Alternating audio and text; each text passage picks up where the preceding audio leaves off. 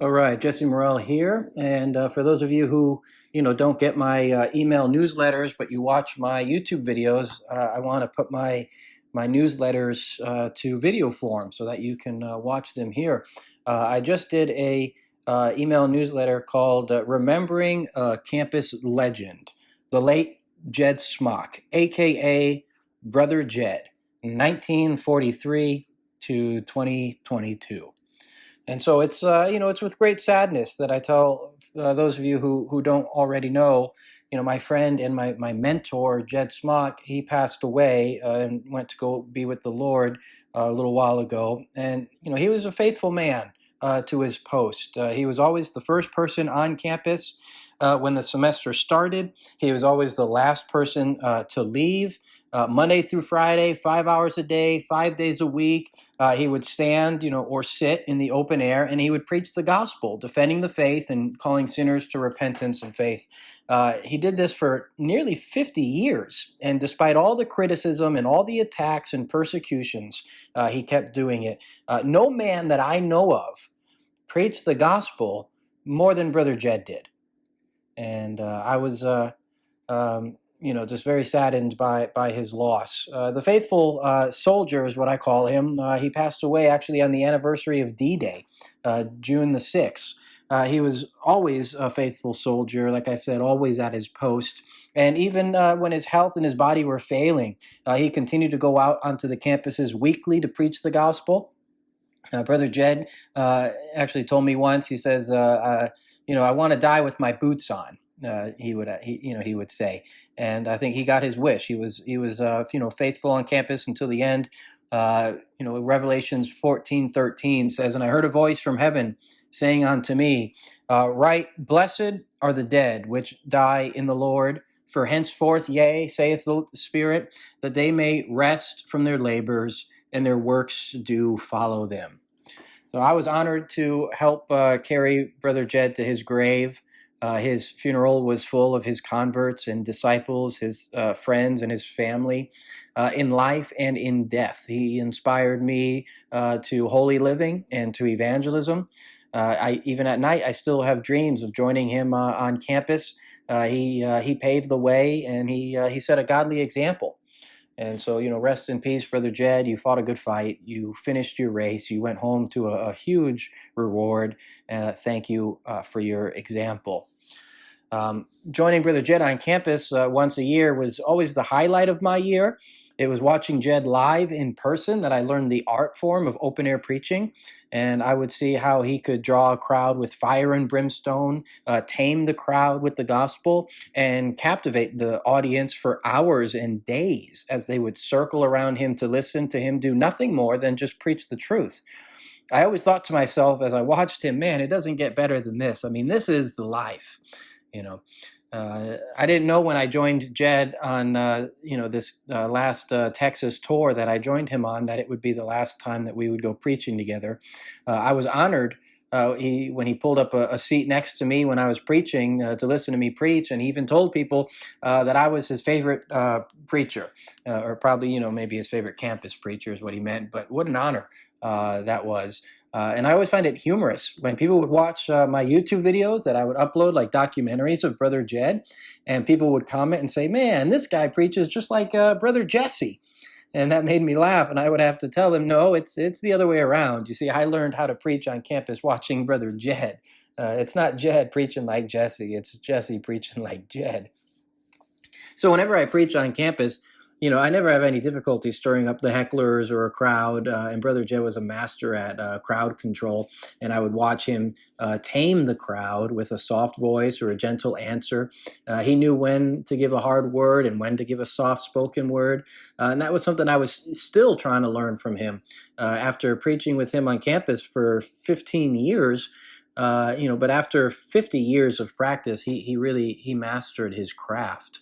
And so lessons that I learned from Brother Jed would include, how to draw a crowd, preacher mannerisms and poses, how to dress professional, witty comebacks and one-liners, as well as, this fire and brimstone and good theology and apologetics. All these things were tools that, help, to get the crowd's attention, to keep their attention, and to ultimately, point their attention to Jesus Christ.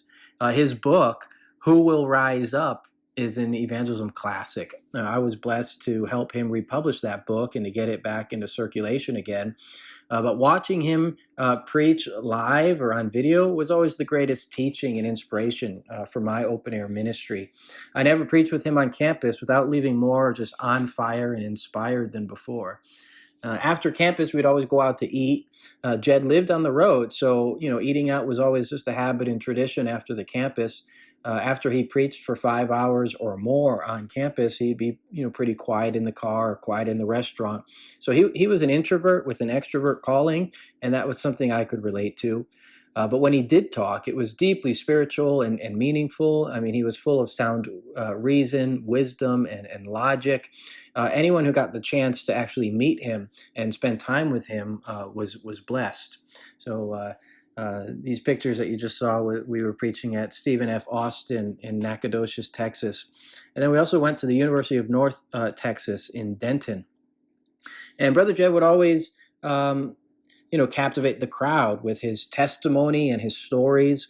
That was a technique that I learned watching him preach. But like Holy Hubert or Brother Max Lynch before him, Jed was a master storyteller.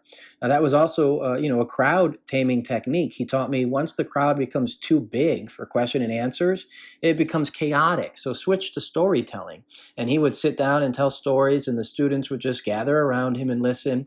The Bible even says that when Jesus taught the Sermon on the Mount, that first he sat down and then he began to teach. And that was in Matthew 5:1. And so Jesus was, obviously also the master storyteller with his many parables and analogies. And Brother Jed had a faithful wife named Sister Cindy. She was a convert of his from the University of Florida. Like many of his converts, she started out as a mocker until she came under the conviction of the Holy Spirit. And after converting to Christ, she became an active witness for the Lord herself. She traveled the country on Greyhound buses, ministering on college campuses. A few years later, she married Brother Jed, and they raised 5 daughters together. His daughters also joined him on campus at times to recite Bible verses or to perform musical talents to the crowd. I think Jed and Cindy were really the perfect team. So here you can see Jed in action with his storytelling. The students were just captivated and listened. Occasionally they would ask questions during this time. Sister Cindy was working the sidelines, talking to students one-on-one. They were a real powerhouse couple on campus together. And a lot of times Brother Jed would ask me to start the meeting and to draw the crowd. This was a good practice when I was a young preacher who was still trying to learn. It was difficult at first, but eventually, I could gather a crowd with ease. And I would also learn how to do this by watching his wife, Cindy, who had no problems getting the students' attention and stirring up some hecklers. Then we would rotate preachers, usually every hour. Whoever preached next always had to come on hot and heavier than the previous preacher in order to keep the students' attention and their interest, or else you would lose the crowd.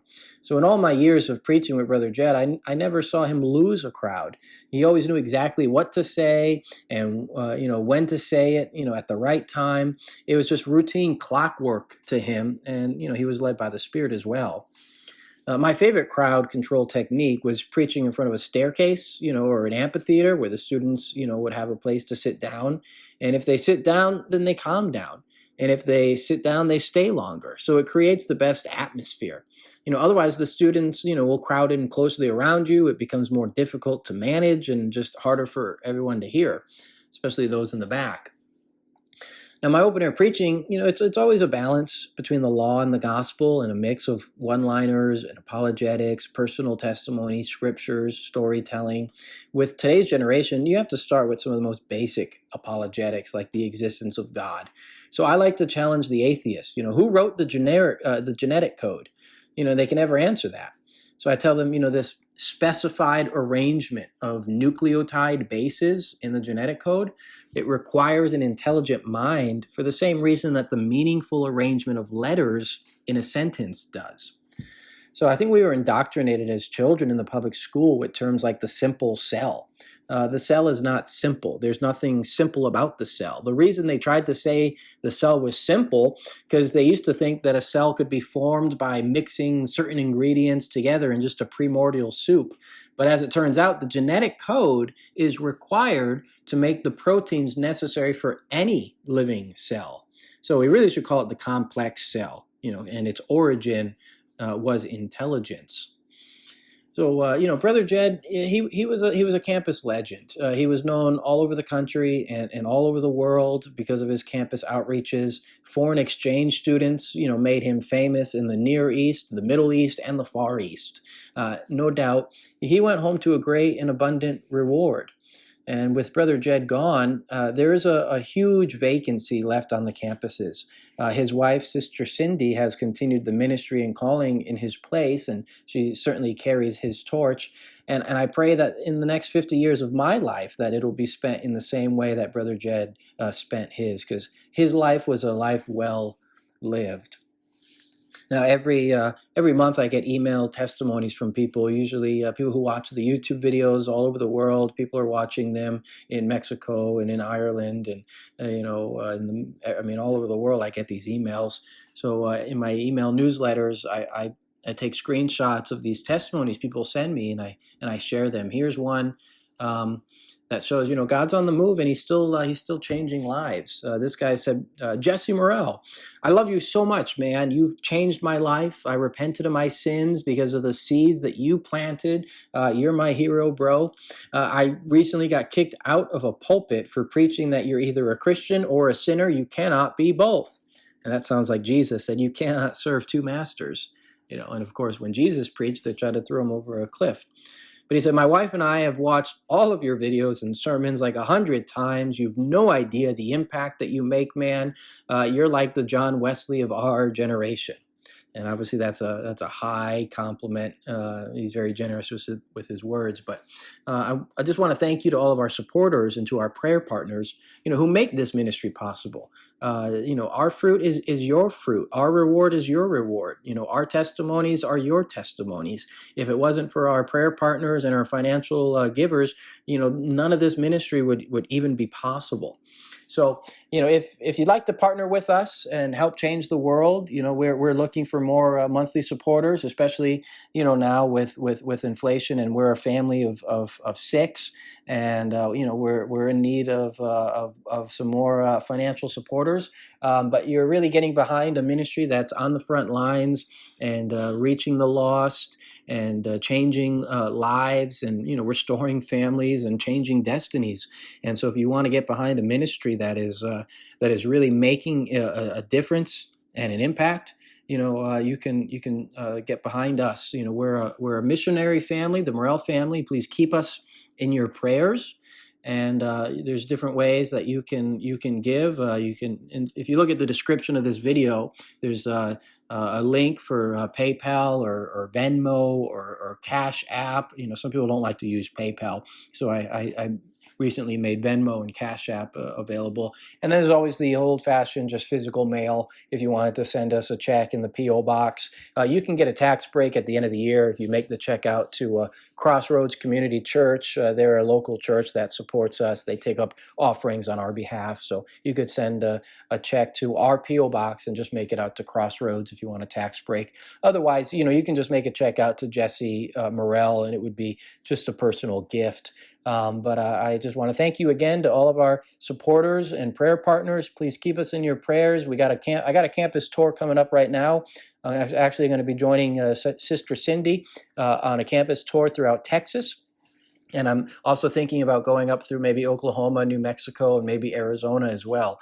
And so, every year we reach just hundreds of thousands of students in states all over the country and also all over the world. At the moment, right now, I'm finishing up an extended mission trip here in Alaska, and this has gone very well. We've had some fruitful outreaches and ministry here, and I'm looking forward to getting back to the lower 48 and hitting the road for this campus tour throughout Texas. So thank you so much. God bless you guys. And again, keep us in your prayers. And if you want to make a donation, please just click the link in the description of this video. Your support, no matter how small or great, it really is making a difference, and it really blesses the ministry and my family. So God bless you guys.